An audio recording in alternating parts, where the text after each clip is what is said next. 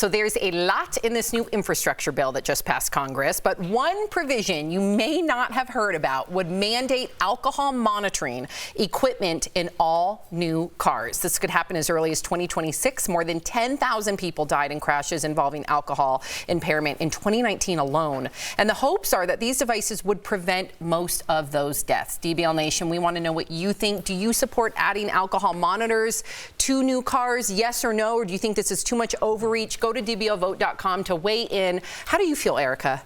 You know, I really don't see what the problem is.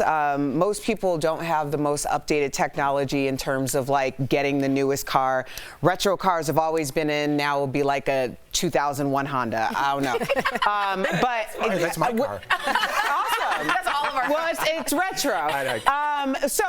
But here's my issue is when it comes to people drinking and driving, there are very few things that I have lesser tolerance for, because in this day and age, it's so easily preventable. But also earlier we talked about the idea of DUIs are big revenue. They're big revenues for municipalities. They're big revenues for clinics and tickets and cities and all of these different things, because if anybody's ever had a DUI, it's not a cheap thing, because you have to get all of the ropes, you have to get the breathalyzer, you have to do all of these things.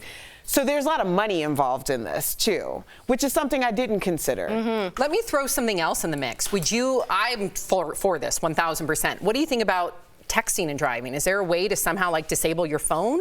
Or is that too much overreach? I looked that up. That's funny you brought that up. I looked that up, and there's like 340,000 deaths a year, or accident-related. It varied, so I didn't want to throw that stat out, even though I just did, so look it up. But yeah, that's a major problem. See, I don't like both of these. Really? Yeah, I think when seatbelts are different, but I think when you're getting information, either a blood or skin cell or alcohol. What if it's going to save your dad's life? If you don't have a search warrant or any of that, that's my own vehicle. I paid for it. I don't need to do that every time I get in the car.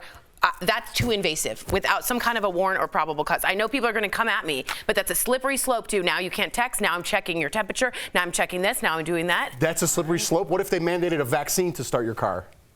Why would they do that? Okay. Sorry, I was told out of time. Okay, we got 61% of you say yes, you do support it.